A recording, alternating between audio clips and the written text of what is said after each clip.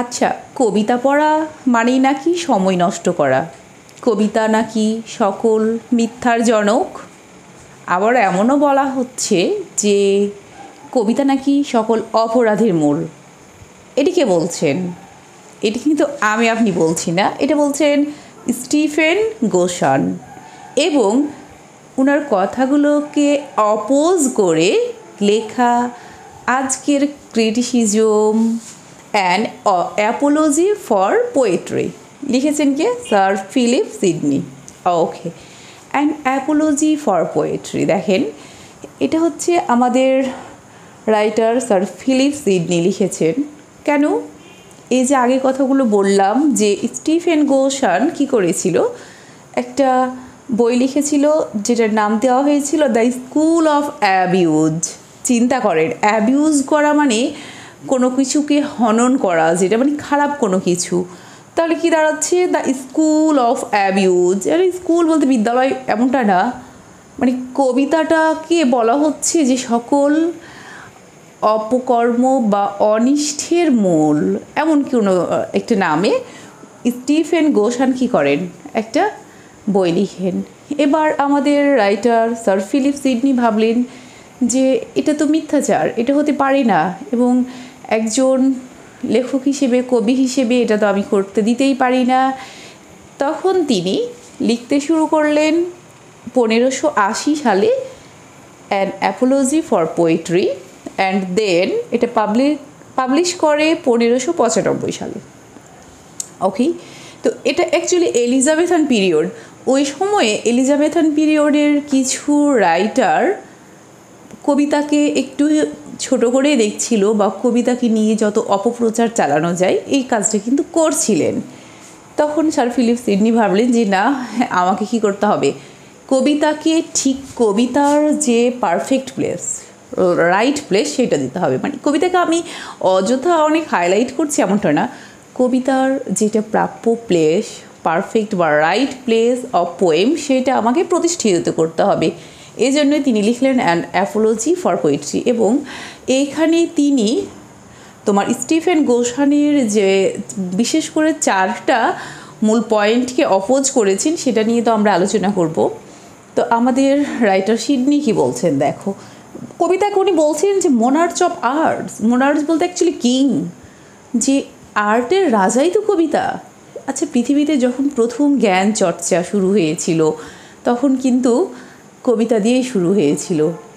তোমরা দেখবা যে গ্রিকরা প্রথম জ্ঞান চর্চা শুরু করেছিল, এবং তখন থেকে কবিতার অস্তিত্ব বিদ্যমান, এবং অনেক মজার মজার কথাগুলো কিন্তু এর মধ্যে রয়েছে। আবার বলছেন পোয়েটদের, উনি বলছেন সেমি ডিভাইন ফিগার। ওকে, এইটা কি? অ্যাকচুয়ালি অনেকটা ডিভাইন ফিগার, সেমি ডিভাইন কীভাবে? আচ্ছা, ক্রিয়েটর যিনি গড, তিনি আমাদের সৃষ্টি করেছেন, তাই না? তেমনই একজন পোয়েটও কী করেন, একজন পোয়েটও ক্রিয়েটর। উনি মানুষ সৃষ্টি করেন না, কিন্তু কবিতা সৃষ্টি করেন, যেটা মানুষের মনে আলোড়ন সৃষ্টি করতে পারে। তাহলে সেই ক্ষেত্রে একজন পোয়েটও তো কি ক্রিয়েটর, এই জন্য তাকে বলা হচ্ছে সেমি ডিভাইন ফিগার। দেন উনি আরও বলছেন যে ফার্স্ট আর্ট যে কথাটা, সেটা তো বলা হয়ে গেছে যে কবিতা হচ্ছে ফার্স্ট আর্ট, এবং পোয়েটদের প্রফেট বলা হচ্ছে। কি করে প্রফেট বলতে? এখানে যারা প্রফেসি করতে পারে, ভবিষ্যৎবাণী করতে পারে। তো একজন কবি তার লেখার মাঝে অনেক কিছুই কিন্তু ভবিষ্যৎবাণী করতেই পারে। আবার লাস্ট ওয়ান, উনি পোয়েটদের কনগ্র্যাচুলেট করেন যে অবশ্যই যারা আগামীর কবি তাদের জন্য আমার অনেক অনেক শুভকামনা। তো এবার আমরা আসি যে অ্যাকচুয়ালি স্টিফেন গোসান কী বলেছিলেন এবং স্যার ফিলিপ সিডনি কী বলছেন। তো দেখো, ফার্স্ট ওয়ান, স্টিফেন গোসান বলেছে যে poetry is the West of time. তুমি কবিতা পড়া মানে সময়ের অপচয় করা। এবার স্যার ফিলিপ সিডনি কী বললেন? উনি বললেন যে না, অ্যাকচুয়ালি পোয়েট্রি কী করে, provides pleasure and morality at the same time. কবিতা আমাদেরকে গ্ল্যাডফুল করে, আমাদেরকে প্লেজার দেয়, কবিতা আনন্দ দেয়। শুধু আনন্দ না, প্রত্যেকটা কবিতার মধ্যে কী রয়েছে, একটা মোরাল লেসন থাকে, একটা মেসেজ থাকে, আমাদের শিক্ষা দেয়। আমরা কি করি, সেটা আনন্দের সাথে শিখতে পারি, এবং কি হয়, অ্যাট এ টাইম আমরা আনন্দও পাই, নীতিনৈতিকতাও শিখতে পারি। Okay, then second one, poetry is the mother of lies. বলছে যত মিথ্যা আছে মিথ্যার জনক হচ্ছে কবিতা। কবিরা কী করে, খালি মানুষের ইমোশন নিয়ে যা মন চাই মিথ্যে আজেবাজি সব কিছু লিখে ফেলে। এটা হচ্ছে তার কথা, কার, স্টিফেন গোসানের। এবার আমাদের স্যার ফিলিপ সিডনি কি বলছেন দেখো। অ্যাকচুয়ালি উনি বলছেন যে poets never tell exact true.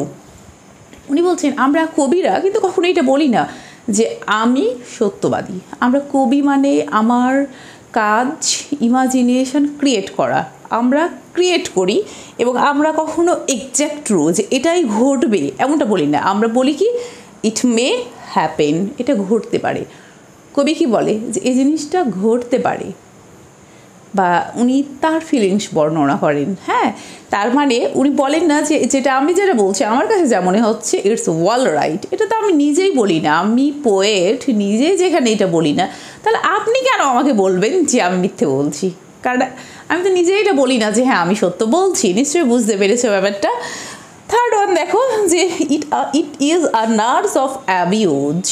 মানে এটা যেন নার্স বলতে তোমরা বোঝো যে কোনো কিছুরই সেবিকা, অফ অ্যাবিউজ মানে যত অপকর্ম সেটার যোগান নিয়ে দেয় নাকি কবিতা। তখন ফিলিপ সিডনি কি বললেন দেখো যে অ্যাকচুয়ালি নো, ইট রাইজেস কনফাইন্ড। এটা অ্যাকচুয়ালি আমাদের বিবেককে জাগ্রত করে উইদিন হিউম্যান বিংস। মানবতার মাঝে আমাদের বিবেককেই কবিতা জাগ্রত করে, এটা কখনো মিথ্যে বলে না। কবিতার মাঝে মানুষের বিবেক বোধ তৈরি হয়। এবং লাস্ট ওয়ান দেখো, গোসান যে বলছেন যে Plato has rightly banished poets. যে প্লেটো তার রাষ্ট্র থেকে কি করেছিল, কবিদের বিতাড়িত করে দিয়েছিল, কারণ কবিরা মিথ্যাচার এই জন্য। এইবার তাহলে আমাদের স্যার ফিলিপ সিডনি কি বললেন, উনি বললেন যে actually he banished the contemporary rogue poets, যারা অযোগ্য পোয়েট, নিম্নমানের পোয়েট, যারা মানুষকে নীতি নৈতিকতা শিক্ষা দিতে পারতো না, প্লেটো তাদেরকে তার রাষ্ট্র থেকে বের করেছিলেন। তার মানে তিনি সব কবিদের বের করেননি, যারা ভালো রাইটার তাদের কদর উনি অলওয়েজ করেছেন। এবং সবচেয়ে গুরুত্বপূর্ণ কথা কি জানো, প্লেটো নিজেও একজন কবি ছিলেন। এইভাবে তিনি তার প্রত্যেকটা পয়েন্টকে অপোজ করে লিখেছেন অ্যান অ্যাপোলজি ফর পোয়েট্রি। তো এই কবিতাটা নিশ্চয়, এই ক্রিটিসিজমটা তোমরা বুঝতে পারলে। এবার চলো আমরা থিমগুলো একটু দেখে নিই। তো দেখো যেখানে বলছে poetry versus history and philosophy. Okay, তো বলছে যে হিস্ট্রি কী করে, ইতিহাস রচনা করে, এবং ইতিহাস রচনা করতে গিয়েও অনেক সময় ছন্দ কার কাছ থেকে, কবিতার কাছ থেকে নেয়, নাম্বার ওয়ান। নাম্বার টু হচ্ছে হিস্ট্রিতে কী হয়, অনেক রক্তপাত নিয়ে লেখা হয়, বা যারা মরে গেছে ডেড বডি নিয়ে হিস্ট্রি। হিস্ট্রি মানে কি অতীত, তার মানে পাস্ট হয়ে গেছে যেগুলো, অতীত নিয়ে অলওয়েজ কী করে, হিস্ট্রি বর্ণনা করে। বাট কবিতা একে তো হিস্ট্রি কবিতা থেকে নেয়, দ্বিতীয়ত কবিতা যে শুধুমাত্র পাস্ট নিয়ে বর্ণনা করে তারা, কবিতা চাইলে পাস্ট নিয়েও কথা বলতে পারে, প্রেজেন্ট নিয়েও বলতে পারে, ফিউচার নিয়েও বলতে পারে। এবং আরও একটি বিষয় বলা হয়েছে ফিলোসফি। ফিলোসফির মধ্যে জাস্ট তোমার অ্যাবস্ট্রাক্ট থিংগুলো রয়েছে, মানে যেগুলো বিমূর্ত ধারণা, জাস্ট চিন্তা করতে পারে তারা, কিন্তু কনক্রিট জিনিস নিয়ে কখনো ফিলোসফি কথা বলে না।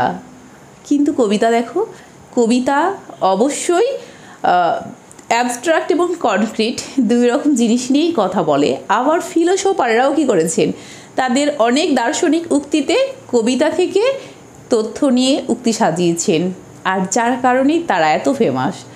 একজন হিস্ট্রিয়ান অথবা ফিলোসফিক্যাল পারসন তারা যদি কি করে না, কবিতা থেকে তাদের ছন্দ না নেয়, তাহলে তারা এত ফেমাস হতে পারবে না। দেন দেখো বলা হচ্ছে যে poetry creation and imagination. Actually poetry মানে কি, নতুন কিছু সৃষ্টি করা, এবং সৃষ্টিটা হবে ইমাজিনেশন থেকে, ইমোশনস থেকে। এগুলো তো খুব কমন কথা তোমরা জানো।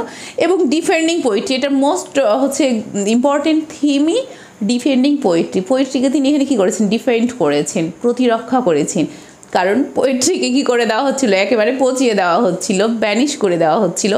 সেই ক্ষেত্রে আমাদের রাইটার স্যার ফিলিপ সিডনি কী করেছেন, ডিফেন্ড করেছেন, যার জন্যই লিখেছেন অ্যান অ্যাপোলজি ফর পোয়েট্রি। এবং লাস্ট অন্ত উনি কী করেছেন, সমস্ত কবিদের, আগামীর কবিদেরও অভিনন্দন জানিয়ে এটা শেষ করেছেন।